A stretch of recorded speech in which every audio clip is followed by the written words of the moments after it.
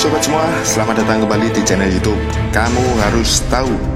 Jika sebelumnya kita telah membahas tentang apa pengertian komponen cadangan, pada kesempatan ini kita akan membahas tentang apa saja hak-hak dan kewajiban seseorang bila tergabung menjadi komponen cadangan.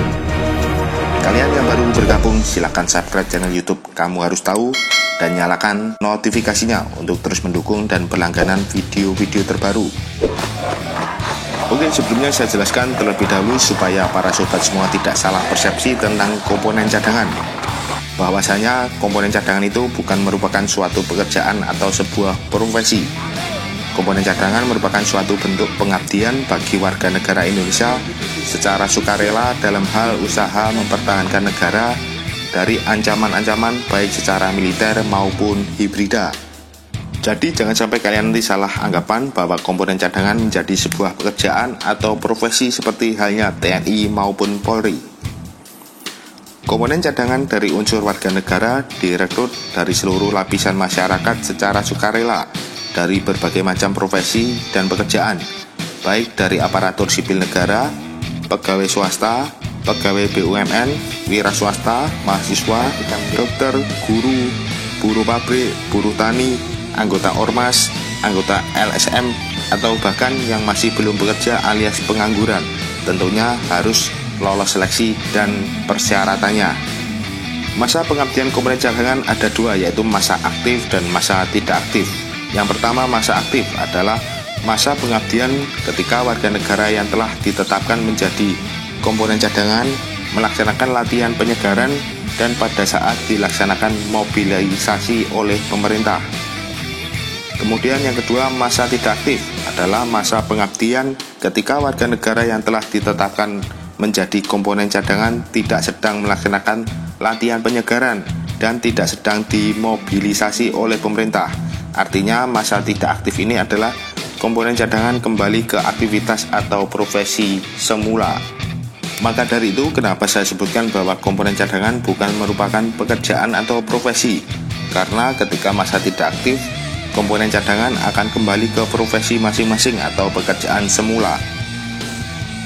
Karena sifatnya cadangan, maka komponen cadangan baru akan dipanggil ketika pemerintah menyatakan mobilisasi.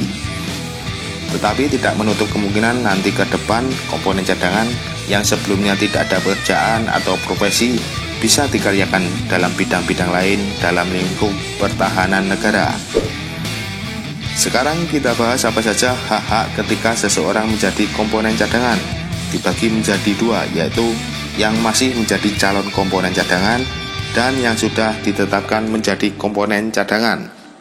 Yang pertama, calon komponen cadangan selama mengikuti pelatihan dasar kemiliteran berhak memperoleh A. Uang saku, yang B. Perlengkapan perorangan lapangan antara lain pakaian dinas lapangan, sepatu lapangan, topi lapangan, dan ransel tempur.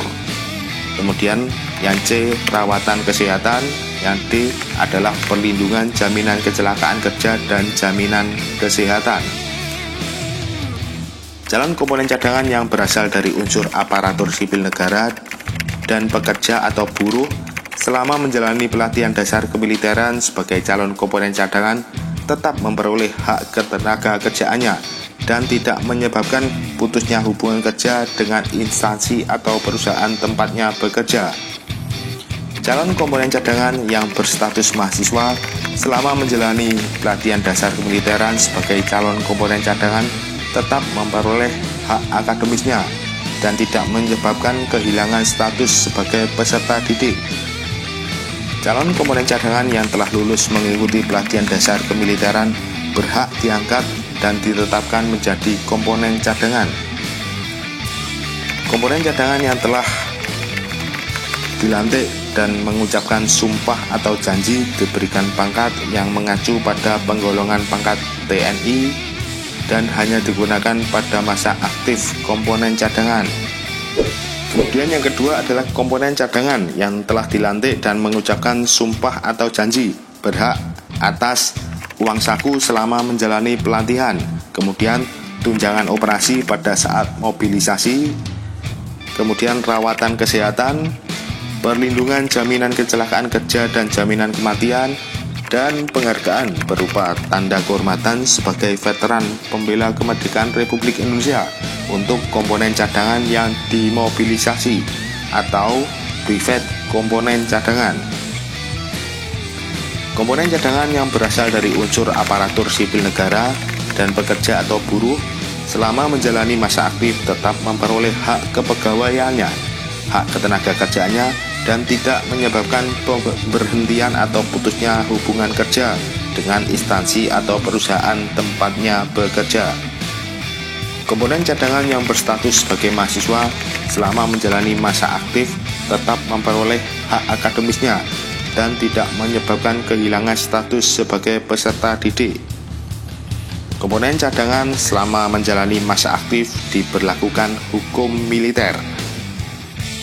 Selain mempunyai hak-hak komponen cadangan, tentunya juga memiliki kewajiban-kewajiban, antara lain adalah yang pertama, setia dan taat pada Pancasila, Undang-Undang Dasar 1945, dan Negara Kesatuan Republik Indonesia.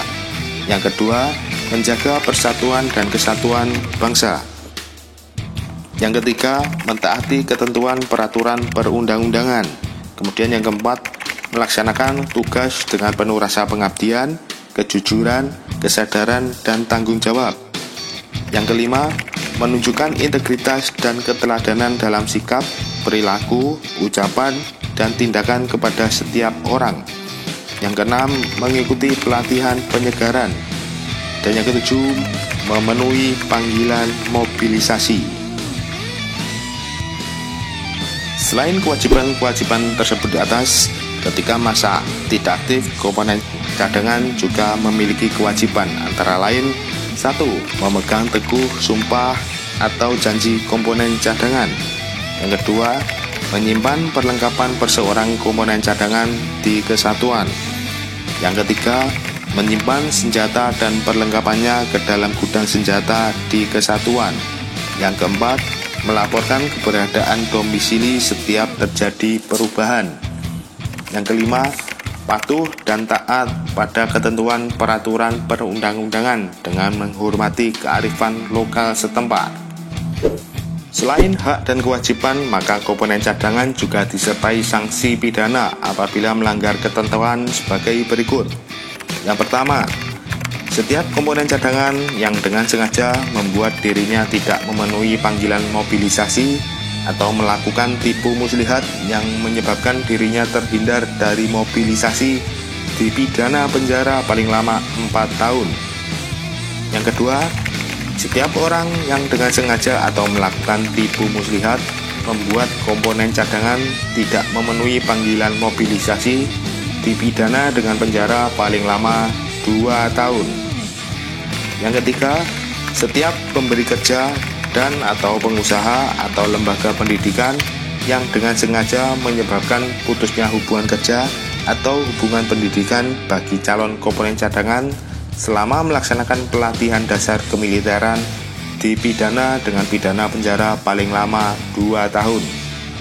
Yang keempat, setiap pemberi kerja dan atau pengusaha atau lembaga pendidikan yang dengan sengaja menyebabkan putusnya hubungan kerja atau hubungan pendidikan bagi calon komponen cadangan selama menjalani masa aktif dipidana dengan pidana penjara paling lama 4 tahun. Demikian tadi hak-hak dan kewajiban seorang komponen cadangan. Semoga bisa menambah wawasan dan bermanfaat bagi kalian yang akan mendaftar menjadi komponen cadangan. Sekian dan terima kasih.